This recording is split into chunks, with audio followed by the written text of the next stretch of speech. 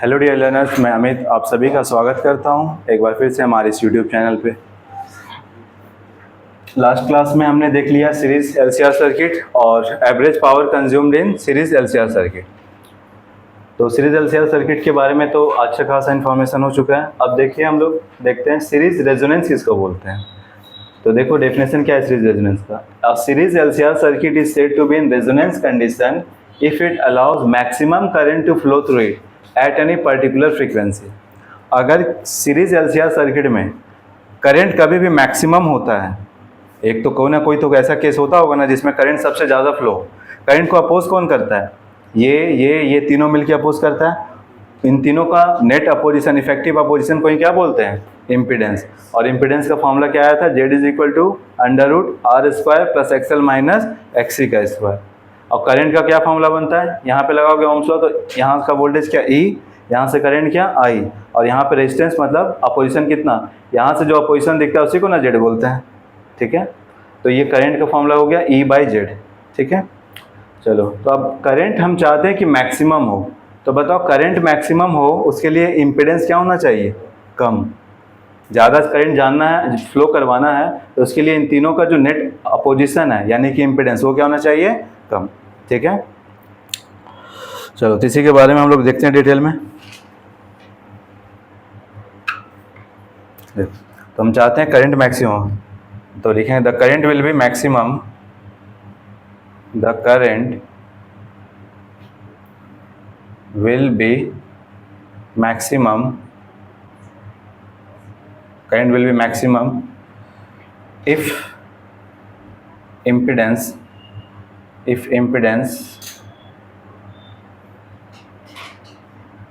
मतलब Z is minimum। Z क्या हो? मिनिमम। समझ में आया? करंट ज़्यादा कब होगा? ये इन्वर्सली प्रोपोर्शनल है, तो Z जब मिनिमम। तो बताओ Z कम से कम क्या हो सकता है? सबसे कम। कौन एक दूसरे को लड़के ख़त्म कर सकता है? Z का वैल्यू कम चाहिए, सबसे कम चाहिए। तो ये दोनों एक दूसरे को काटने का काम कर रहा है, दोनों काट के मर जाए, मेरे फ़ायदा है, इम्पीडेंस क्या हो जाएगा? मिनिमम। तो ये दोनों एक दूसरे को क्या कर सकता है? कैंसिल कर सकता है। तो ये दोनों अगर हट जाएगा तो बचेगा क्या? सिर्फ और सिर्फ R। तो हम क्या चाहें कि XL बराबर हो जाए XC का। ठीक है, तो XL XC कैसे चेंज होता है? फ्रीक्वेंसी के साथ चेंज होता है। तो हम लोग क्या करने की कोशिश करेंगे? XL को बराबर करने का कोशिश करेंगे XC का। ठीक है, तो देखो the current will be maximum if impedance Z is minimum. तो देखो कैसे हम लोग कर सकते हैं। ठीक है,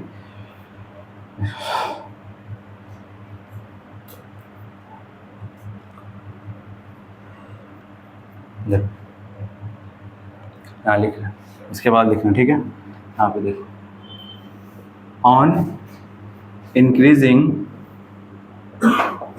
फ्रीक्वेंसी बोलो या एंगुलर स्पीड बोलो, ओमेगा या। ठीक है, ऑन इंक्रीजिंग फ्रीक्वेंसी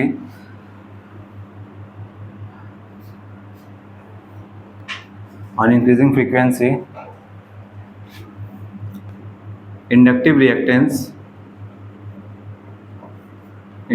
रिएक्टेंस यानी XL increases while capacitive reactance decreases। ठीक है, देखो ये हम लोग पढ़े हुए हैं ग्राफ इसका, XL और XC का ग्राफ एक ही साथ अगर बनाए तो क्या होगा?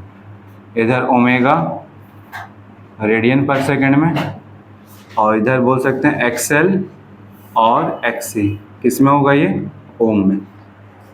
चलो इसका ग्राफ बताओ। तो XL जो होता है वो क्या होता है? फ्रीक्वेंसी के साथ XL इंडक्टिव रिएक्टेंस। XL का वैल्यू क्या होता है?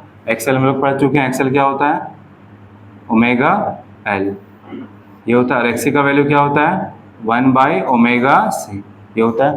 ठीक है, तो होगा क्या? फ्रीक्वेंसी जैसे जैसे बढ़ेगा, फ्रीक्वेंसी जब 0 है तो ग्राफ हम लोग पहले देख चुके हैं। XL का ग्राफ कैसा होता है? ऐसा। ठीक है, XL हो गया, ये XL का ग्राफ हुआ। और XC का ग्राफ कैसा होता है? डिक्रीजिंग नेचर का होता है। तो बताओ जैसे जैसे फ्रीक्वेंसी बढ़ाएंगे तो XL का वैल्यू क्या होते जाता है, बढ़ता जाता है, लेकिन XC का वैल्यू क्या होते जाता है, घटता जाता है। एक ऐसा फ्रीक्वेंसी आएगा कि दोनों का दुनिया पलट देगा, दोनों उस जगह क्या हो जाएगा, सेम। उस फ्रीक्वेंसी को लिखते हैं ओमेगा नॉट, और उस फ्रीक्वेंसी पे क्या हो जाएगा बताओ, दोनों ये पॉइंट यानी कि XL का वैल्यू और XC का वैल्यू क्या हो गया, इक्वल। XL किसके बराबर हो जाएगा, XC का। समझ में आया? तो हम लोग क्या करते हैं, जैसे जैसे फ्रीक्वेंसी बढ़ाओगे तो XL का वैल्यू बढ़ेगा और XC का वैल्यू घटेगा, और एक ऐसा फ्रीक्वेंसी आएगा जहां पर क्या हो जाए, दोनों क्या हो जाए, बराबर। उसके बाद फिर देखो और उससे ज़्यादा फ्रीक्वेंसी बढ़ाओगे तो फिर क्या होगा, XC का वैल्यू और घटता जाएगा, XL का वैल्यू और बढ़ता जाएगा। देखो यहाँ पे अगर एक एग्जाम्पल के तौर पर देखें, यहाँ पे लिख दे रहे हैं ओमेगा, ठीक है, और ये मान ले रहे हैं XL का वैल्यू और ये XC का वैल्यू। बताओ अपने से कोई वैल्यू, मान लो ओमेगा का वैल्यू रख दिया, हम एग्जांपल के तौर पे बता रहे हैं, ठीक है। थोड़ा सा इधर लेते हैं, ओमेगा ले रहे हैं, इधर XL ले लिए और ये XC का वैल्यू ले लिए, ठीक है। ओमेगा का वैल्यू मान लेते हैं स्टार्टिंग में 0 था, ठीक है, स्टार्टिंग मान लेते हैं 2 था। तो XL का वैल्यू मान लो, XL का वैल्यू स्टार्टिंग में क्या होता है, कम होता है, ठीक है। एक फ्रीक्वेंसी स्टार्ट कर लिए हम 2 पे ले रहे हैं, 2 रेडियन पर सेकेंड, ठीक है। XL का वैल्यू 0 ले लिया और XC का वैल्यू 100 ले लिया। अब मान लो फ्रीक्वेंसी और हम इसी तरह बढ़ाते जा रहे हैं, XL का वैल्यू क्या होगा, फिर देखो स्टार्टिंग में ये XL क्या होता है, 0, ओमेगा 0 ही रख लेते हैं, ठीक है। ओमेगा का वैल्यू 0 है तो XL का वैल्यू क्या, 0, और XC का वैल्यू क्या होगा, हाई कुछ होगा। फिर जैसे जैसे बढ़ाएंगे ओमेगा तो XL का वैल्यू बढ़ता जाएगा, XC का वैल्यू घटता जाएगा। तो मान लो ओमेगा बढ़ाते जा रहे हैं, हम इसको लिखने रहे, ये मान लो 1 किए, XL का वैल्यू मान लो ये 10 हो गया और XC का वैल्यू 90 हो गया, ये 20 हो गया तो ये 80 हो गया, ये 30 हुआ तो ये 70 हुआ, ये 40 हुआ तो ये 60 हुआ, ये 50 हुआ तो ये 50 हुआ। एक जगह दोनों बराबर आएगा ना।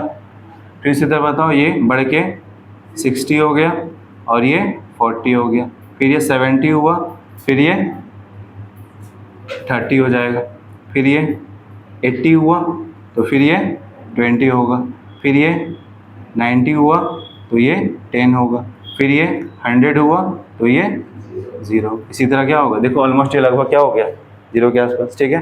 तो ये एक फ्रीक्वेंसी पे हम लोग ऐसा बढ़ाते हैं, मान लो यहाँ पे फ्रीक्वेंसी कर दिए थे 5 के आसपास, 5, तो ये कौन सा फ्रीक्वेंसी कहलाएगा, रेजोनेंट फ्रीक्वेंसी। इस फ्रीक्वेंसी पे क्या हो गया, XL और XC क्या हो गया, इक्वल हो गया। XL और XC क्या दिख रहा, इक्वल हो गया। ये बस समझने के लिए, इसको लिखना नहीं है, ठीक है। XL XC इक्वल हो गया, समझ में आया? तो बताओ जब XL XC इक्वल हो जाएगा तो लिखते हैं,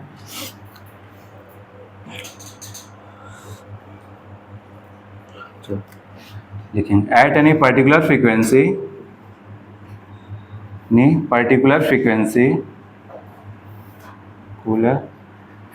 किसी पर्टिकुलर फ्रीक्वेंसी पे, पर्टिकुलर फ्रीक्वेंसी बोल दो, omega is equal to omega naught, ठीक है। किसी पर्टिकुलर फ्रीक्वेंसी पे ओमेगा ही है ना, वो ओमेगा किसके बराबर, ओमेगा नॉट के बराबर होगा। उस केस में क्या पाया गया कि XL बराबर हो जा रहा है किसके बराबर, XC के बराबर। तो बताओ XL का वैल्यू क्या लिखते हैं हम लोग, ओमेगा L ना, लेकिन वो फ्रीक्वेंसी को क्या नाम दिया, ओमेगा नॉट। तो यहाँ पे क्या हो जाएगा, omega naught L is equal to 1 by omega naught C। तो यहाँ से क्या हो जाएगा, ओमेगा नॉट को इधर ले आओ तो ओमेगा नॉट का square is equal to 1 by LC आएगा।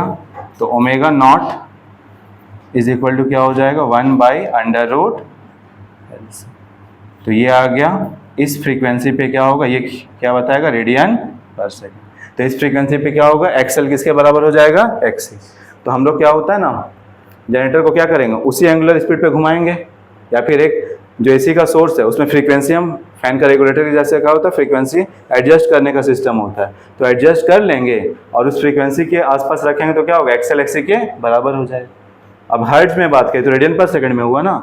ओमेगा नॉट का वैल्यू क्या होता है, 2 पाई न्यू। ओमेगा का वैल्यू पढ़ चुके हैं 2 पाई न्यू। तो यहाँ से क्या लिखेंगे इसको बताओ, और क्या लिख सकते हैं इसको, 2 pi nu naught is equal to 1 by under root LC बोल सकते हैं। तो न्यू नॉट का वैल्यू यहाँ से क्या आ जाएगा, न्यू नॉट का वैल्यू होगा 1 by 2 pi under root LC, ठीक है। ये यूनिट किस में आएगा, हर्ट्ज में। समझ गए, लिखो यहाँ तक जल्दी से। तो याद क्या रखना है, सीरीज LCR सर्किट को रेजोनेंस कंडीशन में तभी बोलते हैं जब ये क्या करता हूँ, अलाउ करता हूँ maximum current to flow through it. तो मैक्सिमम करंट फ्लो होगा उसके लिए इम्पीडेंस क्या होना चाहिए, कम से कम होना चाहिए। इम्पीडेंस कम करने के लिए हम लोग क्या करें, फ्रीक्वेंसी को चेंज किए, धीरे धीरे क्या किए, बढ़ाते गए। फ्रीक्वेंसी को बढ़ाओगे तो क्या होगा, एक ऐसा फ्रीक्वेंसी आएगा जहाँ एक्सएल और एक्सी इक्वल हो जाएगा। मान लो 50-50, तो ये 50 ये 50 दोनों कट के कैंसिल। तो इम्पीडेंस किसकी वजह से रहेगा, सिर्फ और सिर्फ आर अंडर रूट में आर स्क्वायर, मतलब सिर्फ और सिर्फ रेजिस्टेंस की वजह से। लिख लो, जल्दी से लिखो।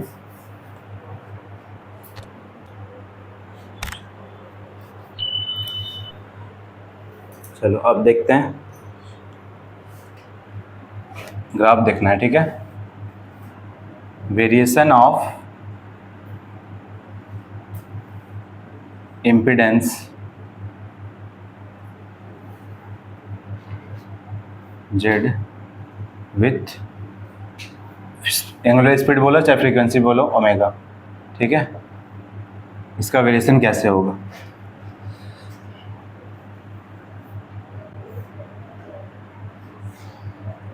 इम्पीडेंस लिख दो, जेड किस में आएगा, ओम में, और यहाँ पे ओमेगा रेडियन पर सेकंड में।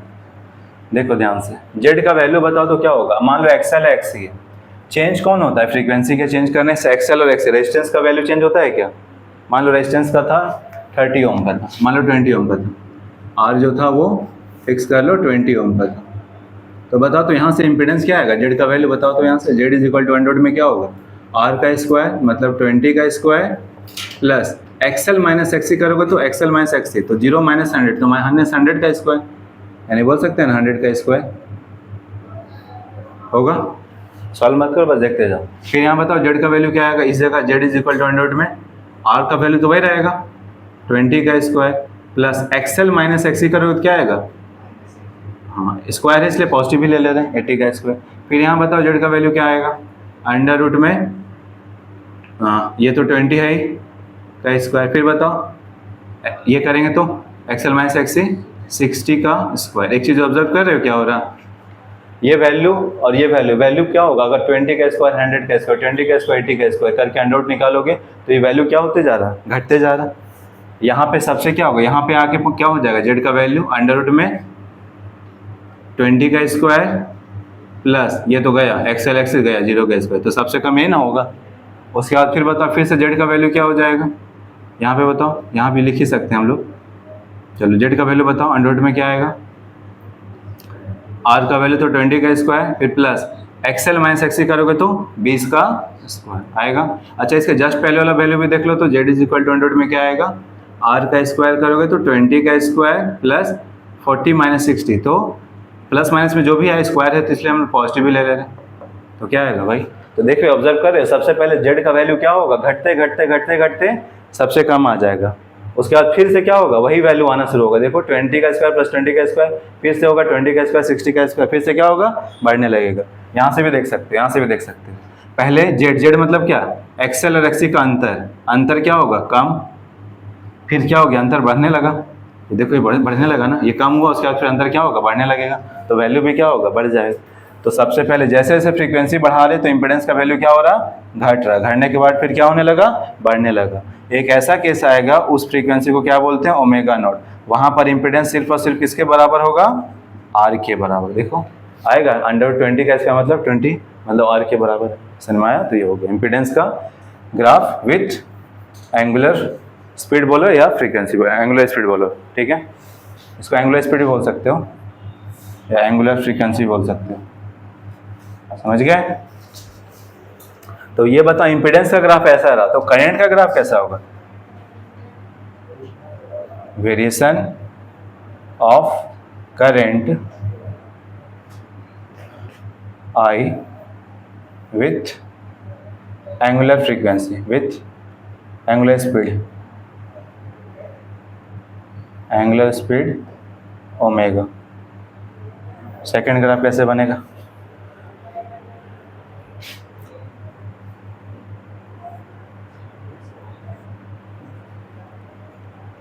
इधर ओमेगा हो गया रेडियन पर सेकंड में और इधर करंट हो गया एम्पियर में। बताओ ग्राफ कैसा बनेगा। इम्पीडेंस जब घट रहा है तो करंट क्या होगा, बढ़ेगा। जब इम्पीडेंस सबसे कम हो गया तो करंट क्या होगा, सबसे ज़्यादा। तो इसका ग्राफ कैसा बनेगा, ऐसा बनेगा। समझ गए। जब रेजोनेंट फ्रीक्वेंसी होता है तो उस समय करंट क्या होता है, सबसे ज़्यादा होता है। समझ गए। ठीक है, देखो यहाँ पे इम्पीडेंस क्या है, ज़्यादा, तो करंट क्या होगा, कम। फिर जैसे जैसे फ्रीक्वेंसी बढ़ाते गए, एंगुलर स्पीड बढ़ाते गए, इम्पीडेंस कम होता गया तो करंट बढ़ता जाएगा। फिर यहाँ पे सबसे कम इम्पीडेंस है ना, तो करंट सबसे ज़्यादा होगा। फिर उसके बाद फिर इम्पीडेंस फिर से बढ़ने लगा तो करंट फिर से घटने लगी। समझ गए, बना लो। तो ये क्या हो गया, करंट का मैक्सिमम वैल्यू हो गया। ठीक है, और इम्पीडेंस का कौन सा वैल्यू हो गया, ये मिनिमम वैल्यू हो गया। इम्पीडेंस मिनिमम होता है, समझ में आया। तो रेजोनेंस एक ऐसा कंडीशन है जिसमें सर्किट का करंट जो होता है वो मैक्सिमम होता है, और मैक्सिमम तब इसलिए हो पाता है क्योंकि एक्सएल एक्सी के बराबर हो जाता है। तो इम्पीडेंस का वैल्यू सिर्फ और सिर्फ किसके वजह से होगा, रेजिस्टेंस की वजह से होगा। ठीक है, देखिए ये एक्सएल का ग्राफ, ये एक्सी का ग्राफ है। चलो, तो यहाँ से कंक्लूजन क्या निकला, नोट करके लिखते जाते हैं। सबसे पहला, इम्पीडेंस क्या होगा, जेड क्या होगा, आर के बराबर। जेड किसके बराबर होगा, आर के बराबर, ये पहला चीज़। ठीक है, उसके बाद फिर करंट क्या होगा, तो फॉर्मूला देखो, करंट का क्या था, I is equal to E by Z ना। तो ई बाई जेड ना लिख के हम लोग क्या लिखें, जेड तो आर के बराबर हो गया। तो आई इज इक्वल टू क्या लिख सकते हैं, सिंपली ई बाई आर। समझ में, ये हो करके भी नहीं है, समझ लो, इसी यही बस अपोज करेगा, क्योंकि ये एक दूसरे को क्या कर दिया, कैंसिल कर दिया। ठीक है, I is equal to E by R. और एक चीज़, दो चीज़ और। ठीक है, जब रेजोनेंस कंडीशन होता है ना, तो सप्लाई वाला जितना भी वोल्टेज है ना, सीरीज कॉम्बिनेशन में क्या पड़ेगा, कुछ वोल्टेज यहाँ जाए, कुछ यहाँ जाए, कुछ यहाँ जाएगा। ठीक है, जब रेजोनेंस कंडीशन होता है उस केस में क्या होता है, सप्लाई वोल्टेज जो है वो सारा का सारा रजिस्टर के पास चला जाता है। ठीक है, क्यों होता है सो बता रहे हैं, लिख लो, यहाँ तक लिखे। तो लिखो, वोल्टेज अक्रॉस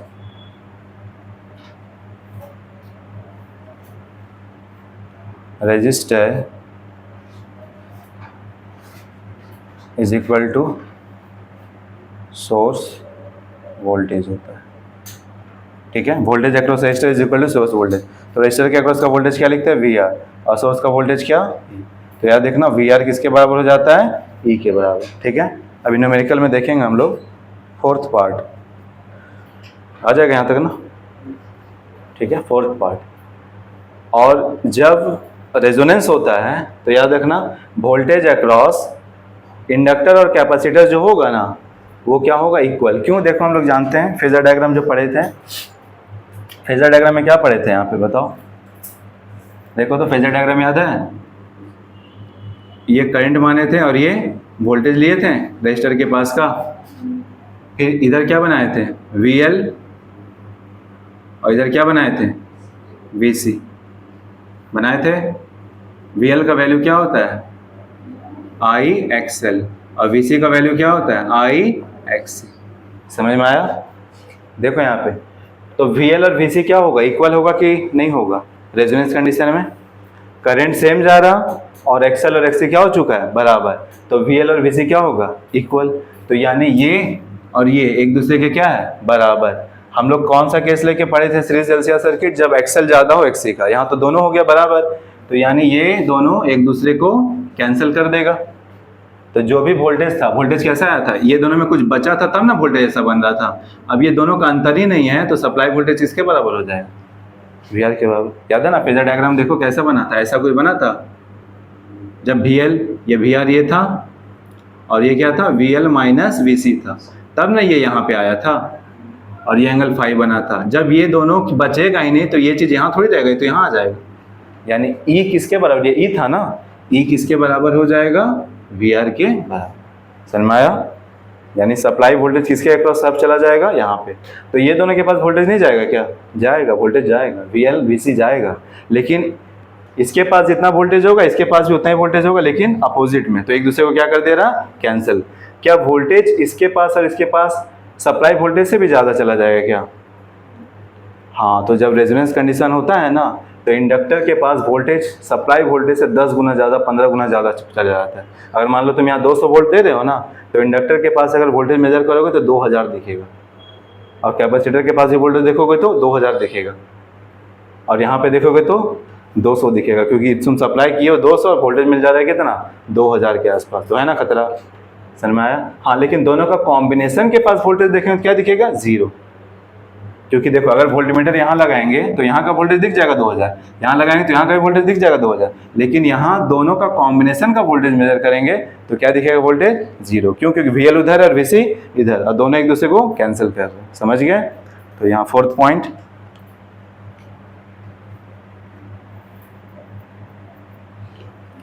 VL जो होगा वो VC के बराबर होगा, और ये जो भी होगा सो बहुत बड़ा होगा सप्लाई वोल्टेज से। समझ में आया, सोर्स वोल्टेज से ज़्यादा होगा। लिख लो इस चीज़ को जल्दी। तो ये रहा रेजोनेंस से रिलेटेड सारा कंसेप्ट, और इस पे बेस्ड हम अब न्यूमेरिकल देख लेते हैं। समझ गए, क्या मतलब है, वोल्टेज अक्रॉस L और C बराबर होगा, लेकिन ये बहुत ज़्यादा हाई होगा कंपेयर टू सप्लाई वोल्टेज। ठीक है, नीचे लिखना है, लिख लो, लाइन में लिख लो, लाइन में लिख लो नीचे। ठीक है, लिखो वोल्टेज अक्रॉस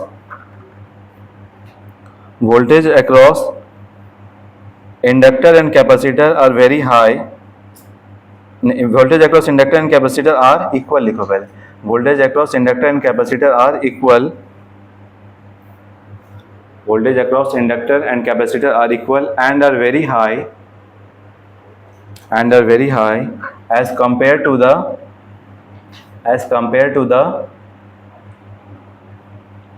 source voltage, ठीक है, मीनिंग ये समझ गए। तो ये 4 चीज ध्यान में रखना, ऑब्जेक्टिव क्वेश्चन बनता है इससे। इम्पीडेंस जो होगा सिर्फ और सिर्फ रेजिस्टेंस की वजह से होगा। करंट जो होगा सो I = E/Z ना लिख के E/R लिख सकते हैं। वोल्टेज जो रजिस्टर के पास होगा वो कितना होगा, जो यहाँ सप्लाई वोल्टेज है वही वहाँ होगा। ठीक है, और इसके पास जो वोल्टेज होगा बहुत हाई होगा, लेकिन जो भी होगा इक्वल होगा और सप्लाई से बहुत ज़्यादा होने वाला है। ठीक है, एक और टॉपिक है, तो रेजोनेंस कंडीशन में देख लिया इम्पीडेंस सिर्फ रेजिस्टेंस की वजह से होता है। करंट जो होगा वो मैक्सिमम फ्लो होता है, XL XC के बराबर हो जाता है। पावर फैक्टर के बारे में बात नहीं किए तो पावर फैक्टर के बारे में देख लो। पावर फैक्टर क्या होता है, cos phi। तो जब भी रेजोनेंस कंडीशन होता है उस केस में हम लोग देख लें, cos phi तो पहले से पढ़ चुके हैं, सीरीज LCR सर्किट में R/Z होता है। तो रेजोनेंस कंडीशन में Z किसके बराबर हो जाता है, R के बराबर। तो पावर फैक्टर क्या हो जाएगा, R/R कैंसिल होकर 1 आ जाएगा। या इसको एक और तरीके से देख सकते हैं, फाई मतलब वोल्टेज और करंट के बीच में एंगल कितना होता है रेजोनेंस का, इसमें 0 डिग्री। तो करंट और वोल्टेज सेम फेज में होने की वजह से 0 डिग्री बना, तो पावर फैक्टर ऐसे भी 1 हो सकता है। तो दोनों में से कोई भी एक तरीका अपना लो। तो याद रखना रेजोनेंस केस में पावर फैक्टर कितना होता है, 1। तो एक या तो सिर्फ प्योरली रजिस्टर कनेक्टेड है उस केस में पावर फैक्टर 1 होता है, या अगर तीनों कंपोनेंट कनेक्टेड है और रेजोनेंस का केस हो तब पावर फैक्टर 1 होता है। ठीक है, चलो तो कैलकुलेट करते हैं। सबसे पहले देखो क्या क्या दे रखा है।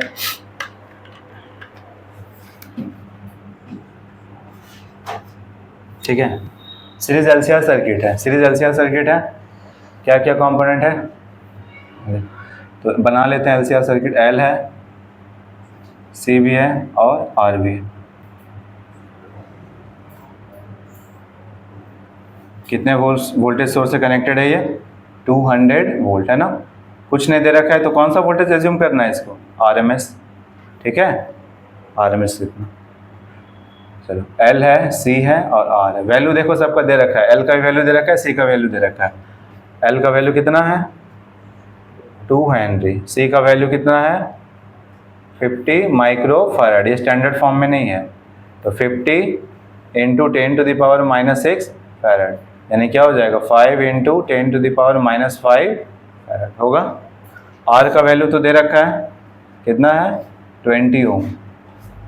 चलो कैसा है फ्रीक्वेंसी, वेरिएबल फ्रीक्वेंसी। तो सवाल समझ में आ जाना चाहिए, वेरिएबल फ्रीक्वेंसी का बात किया है, रेजोनेंस जरूर करवाना चाह रहा हूँ। और फिर सेकंड क्वेश्चन में भी देखा है रेजोनेंस। ठीक है, तो रेजोनेंस का बात जब होता है तो हम लोग को क्या फाइंड करना है, किस फ्रीक्वेंसी पे रेजोनेंस हो रहा है। ठीक है, तो एम्पलीट्यूड ऑफ द करंट। तो सबसे पहले बताओ रेजोनेंट फ्रीक्वेंसी, एक चीज़ और फाइंड कर लो ना, इससे पहले भी फाइंड कर लेना, डी पार्ट लिख लो, रेजोनेंट फ्रीक्वेंसी। रेजोनेंट फ्रीक्वेंसी ठीक है, रेजोनेंट फ्रीक्वेंसी, ठीक है। इस फ्रीक्वेंसी को क्या बोलते हैं? Resonant frequency, resonant angular speed बोलते हैं इसको, ठीक है। तो सबसे पहले देखो क्या होगा,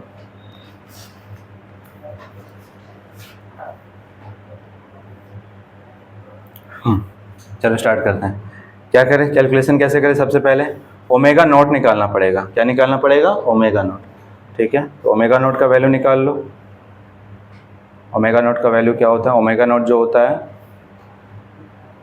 1/√LC। ये डी पार्ट वाला पहले कर लेते हैं हम लोग, ठीक है। तो क्या होगा? 1/√LC। एल का वैल्यू कितना है बताओ? 2, और सी का वैल्यू 5 × 10⁻⁻5। कितना हो जाएगा ये?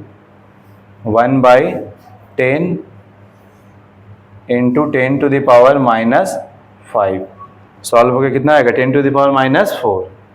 तो यह आ जाएगा 1/√10⁻⁻4। अंडर रूट से बाहर करेंगे तो 10⁻⁻2, यानी यहीं से सॉल्व करके आएगा तो ओमेगा नॉट का वैल्यू कितना आ जाएगा? 10⁻⁻2 पर जाकर 10⁻2 बनेगा, तो 10⁻2, यानी ओमेगा नॉट का वैल्यू 100 रेडियन पर सेकेंड। समझ में आया? समझ गए? 100 रेडियन पर सेकेंड। अगर हर्ट्ज में जानना होता तो ओमेगा नॉट की जगह क्या लिख सकते हैं? 2π nu naught is equal to 100। तो न्यू नॉट का वैल्यू क्या आ जाएगा? 2π चला जाएगा इधर, 100/2π, ठीक है। तो कितना आ जाएगा न्यू नॉट का वैल्यू? 50/π हर्ट्ज। समझ में आया? पाई का वैल्यू फुर्सत है तो कैलकुलेट करना, नहीं तो छोड़ देना। समझ में आया? ऐसा कैलकुलेट करते हैं, ठीक है। समझ गए? चलो डी पार्ट हो गया। Amplitude of the current. तो करंट का एम्पलीट्यूड मतलब करंट का पीक वैल्यू कितना जाएगा? पीक नहीं निकल सकता है क्योंकि वोल्टेज तुम कौन सा ले रहे हो? आरएमएस। तो बताओ रेजोनेंस कंडीशन में सबसे पहले ये बताओ इम्पीडेंस क्या होता है? फर्स्ट पार्ट को कैलकुलेट करें। इम्पीडेंस क्या होगा? जेड के आर के बराबर होता है, और आर का वैल्यू कितना दे रखा है? कितना? 20 ओम है ना, 20 ओम। तो जेड निकल गया। आई क्या होता है बताओ? E/R लिखते हैं, होता है E/Z, लेकिन रेजोनेंस केस में रेजिस्टेंस की वजह से पोजीशन होता है सिर्फ और सिर्फ। तो करंट का वैल्यू कौन सा? ये आरएमएस करंट निकलेगा ना। तो IE का वैल्यू कितना? 200/R का वैल्यू कितना? 20। तो कट जाएगा 2 से 10 बार में। तो I RMS का वैल्यू कितना आएगा? 2 से कट के ये 10 एम्पियर। I RMS का वैल्यू कितना आया? 10 एम्पियर। समझ में आया? क्या RMS वैल्यू पूछा है क्या एम्पलीट्यूड पूछा है? एम्पलीट्यूड। तो एम्पलीट्यूड मतलब पिक वैल्यू। तो पिक वैल्यू कैसे निकलता है? I RMS में √2 मल्टीप्लाई करते हैं, तो 10√2, यानी 10 × 1.414, यानी 14.14 एम्पियर। ये हो गया एम्पलीट्यूड। लिखो जल्दी। A part B, average power transfer to the circuit. Power transfer कितना हो रहा? तो बी पार्ट, पावर एवरेज क्या होता है? ERMS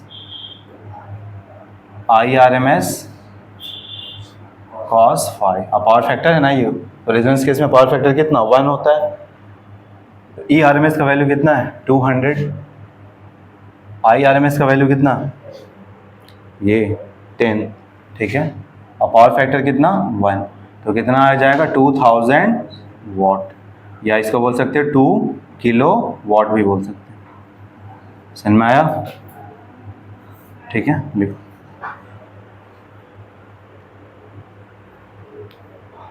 calculate the potential difference across each component. हर एक कंपोनेंट के अक्रॉस पोटेंशियल डिफरेंस कैलकुलेट करना, ठीक है। यानी कि यहाँ का पोटेंशियल डिफरेंस, तो यहाँ का इंडक्टर के अक्रॉस पोटेंशियल डिफरेंस जानना चाहते हो तो क्या जानना होगा? I और XL, तब ना निकलेगा। XL तो नहीं दिया, L दिया है ना। तो सबसे पहले क्या निकालो? XL का वैल्यू निकालो। XL का वैल्यू निकालना पड़ेगा। XL का वैल्यू क्या होता है? ओमेगा नॉट L, क्योंकि रेजोनेंट फ्रीक्वेंसी का बात करें तो ओमेगा नॉट लिखेंगे। कितना ओमेगा नॉट का वैल्यू? 100, और L का वैल्यू 2, तो कितना आ जाएगा? 200 ओम। XC का वैल्यू कितना? XL XC बराबर होता है रेजोनेंस कंडीशन, तो वो भी कितना आएगा? 200। लेकिन ऐसे नहीं करेंगे, कैलकुलेट करके करेंगे हम लोग। 1/ω0C होता है ना, तो 1/ω0। ओमेगा नॉट का वैल्यू 100 और C का वैल्यू 5 इंटू 10⁻⁻5, ठीक है। ये दोनों का कैलकुलेशन करोगे क्या आएगा, 1/5 इंटू 10⁻³ होगा, ये जाके ऊपर 1000 हो जाएगा, तो 1000/5, 5 से डिवाइड करो, 5 से 25 बार में, नहीं 5 से 20 बार में, और ये तो 200 आ गया इससे भी। तो एक्सएल का वैल्यू भी हो गया 200 ओम, और एक्ससी का वैल्यू देखो हम लोग पढ़े थे ना, रेजोनेंस एक ऐसा कंडीशन होता है, इस फ्रीक्वेंसी पे लेकर के जाओगे इतना हर्ट्ज में या फिर इतना एंगुलर स्पीड में, तो एक्सएल एक्ससी के बराबर हो जाएगा, ठीक है। चलो इंडक्टर के अक्रॉस का वोल्टेज जानना चाह रहे हैं, तो वीएल का वैल्यू क्या होता है, यहाँ लिख रहे हैं, इसके बाद यहाँ लिख रहे हैं, ठीक है। वीएल का वैल्यू बताओ, वीएल का वैल्यू क्या होता है, आई एक्सएल होता है। आई का वैल्यू बताओ कितना है, 10, और एक्सएल का वैल्यू कितना आया, 200, तो कितना आ जाएगा ये, 2000 वोल्ट आ गया।